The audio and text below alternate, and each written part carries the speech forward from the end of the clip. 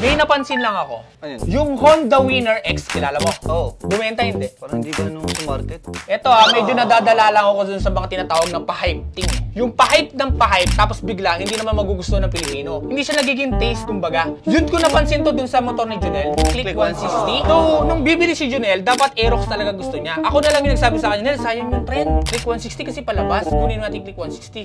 Kaya itong si Junel, napilitan kunin yun. And then eventually, after a year, kaya ayoko na, gusto ko talaga ng ano. Then, binigay yung PC.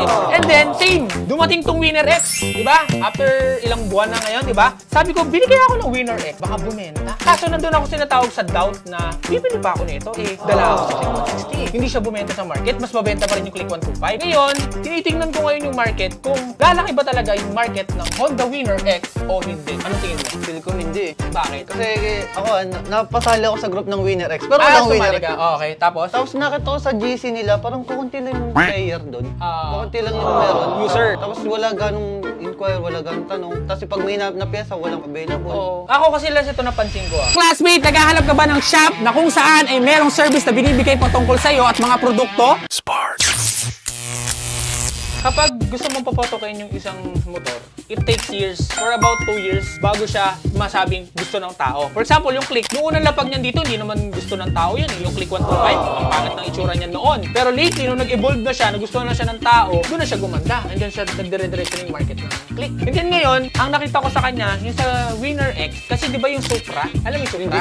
Yung GTR, hindi siya bumenta that time. Kasi yung RS150, nakapareho niya ng engine, nagkaroon ng issue ng core. Kaya ang nangyari, tinamad yung tao sa pagbili sa kanya. And then, yung mga tao kasi mahilig na sa speed eh. They want torque, they want angas. Kaya doon papasok ngayon yung isang brand. Si Yahamay. Diba? Yun. Kaya yung classmate, pakiramdam nyo ba yung Winner X parang nilangaw na ngayon? O hindi talaga siya bumenta sa atin? O hindi pa taste ng Pilipino ang pagkakaroon ng Honda Winner X ngayon? Wala kami sinasabing pangit ha. Opinion lang namin to na nakikita namin. Dahil kahit ako, matagal ko nang gusto ang Winner X, but unfortunately, it has no market to us. Sa atin may pumunta na ba?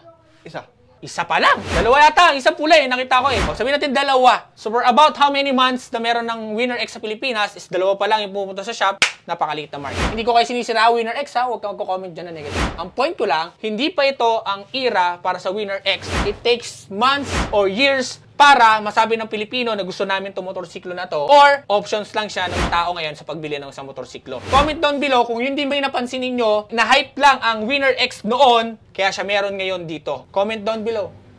Classmate, naghahanap ka ba ng shop na kung saan ay merong service na binibigay patungkol sa'yo at mga produkto tulad na ng busina, ilaw, suspension, box, bracket, gulong, mugs, side mirror, kadena, langis, helmet, grip, jacket, CVT, genuine parts, at mga discount?